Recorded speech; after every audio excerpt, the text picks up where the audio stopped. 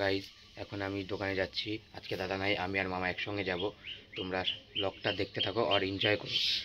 আমার চ্যানেলে নতুন হয়ে থাকলে চ্যানেলটা সাবস্ক্রাইব করো ও বেল আইকনটা অন করে দিও। হ্যালো গাইজ, আমি মামার জন্য দাঁড়ায় আছি। মামা বেরোলেই আমি বাড়াবো। হ্যালো গাইজ, আপনারা দেখতে পাচ্ছেন এই যে কানাইদা এখানে বসে আছে, মোবাইল দেখছে, আর মামা ওখানে বসে আছে সিগারেট টানতেছে।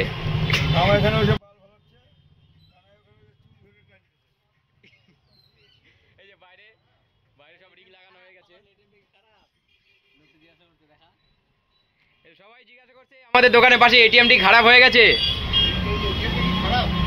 জানি না। হ্যালো গাইস, দেখানো যাচ্ছে ওই দোকানে, দেখতে থাকো।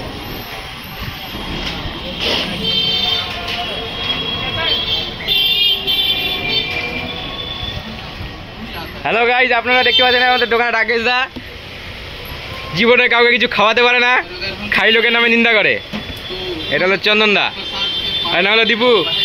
তার মধ্যে একটা ছ্যাঁচড়া আছে, সে হলো দীপু, বিল্টু, সে আসে নাই। এই দেখো একদম চাকা আছে, কেমন চোরের মতন টাকা আছে। দেখেন দেখেন, কিরে তোর খবর কি? খবর বাংলাদেশ। আচ্ছা, তো বাংলাদেশের খবর চিন্তা করতেছে। তো গাইস, কি আর বলবো, ইনার কথা বলার মতন কিছু নাই। এই মুখটা কেমন করে রেখেছেন? আপনি কিছু বলতে চাচ্ছেন? অডিয়েন্সের সামনে কিছু বলেন দেখি। এই যে কি বলছি, কেন কেন ভাবছিলাম সন্ধ্যাবেলা খাওয়াবো, কিন্তু খাওয়াবো কেন? খাইলেন আপনি।